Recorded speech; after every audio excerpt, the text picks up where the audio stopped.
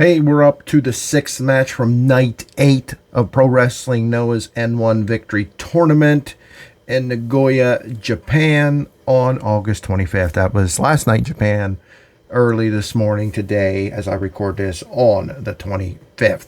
And that matchup is Josh Briggs taking on Dragon Bane. And let me tell you the formula to this match. It's a simple formula. It's been repeated ad nauseum throughout history, but that's okay. Sometimes a simple formula freaking works.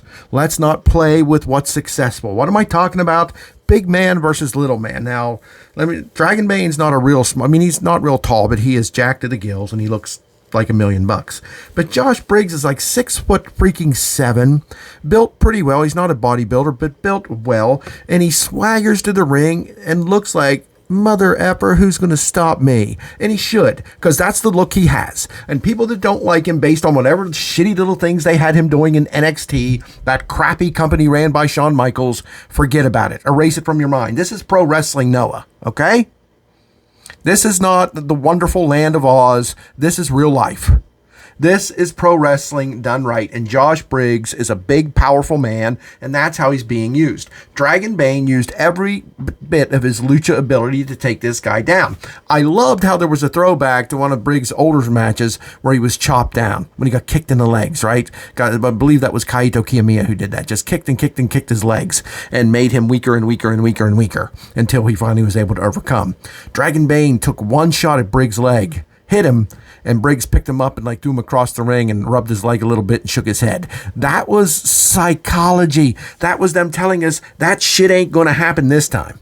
Okay, you can have that strategy, but he's aware of that now and he's not going to let it happen. And I loved it. I love subtlety like that. This is awesome.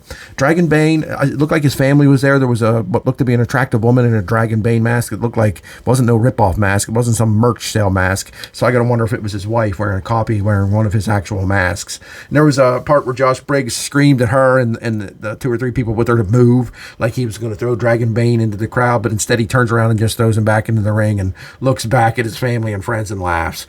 That was awesome. That's just a little moment for the Gaijin badass man that's there to just kick everybody's ass. And he did.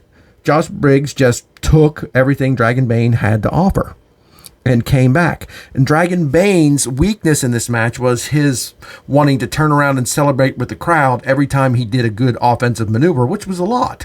And he didn't do it every time, but he did it one too many times, especially after he hit a big move on Josh Briggs. Turned around, all right, yeah, whatever he's saying in Spanish. Josh Briggs had recovered, and when Dragon Bane turns around, he is met with a clothesline from hell as good as JBL ever threw. And that was it. It was over. Dragon Bane could not recover from that, as most normal human beings couldn't. Josh Briggs gets the win and is up to 10 points. But you know what's going to screw him? He lost to Kaito Kiyomiya. So if Kaito defeats Jack Morris, he's not going to the finals. Jack Morris, if I remember correctly, I don't have notes, but if I remember correctly, Jack Morris defeated Josh Briggs as well. So what Josh Briggs needs is for Kaito Kiyomiya and Jack Morris to go to a time limit draw. And he can still get in the finals. So look, 10 points in the N1 Victory Tournament. All hail Josh Briggs, brother. Tavian Heights had 8.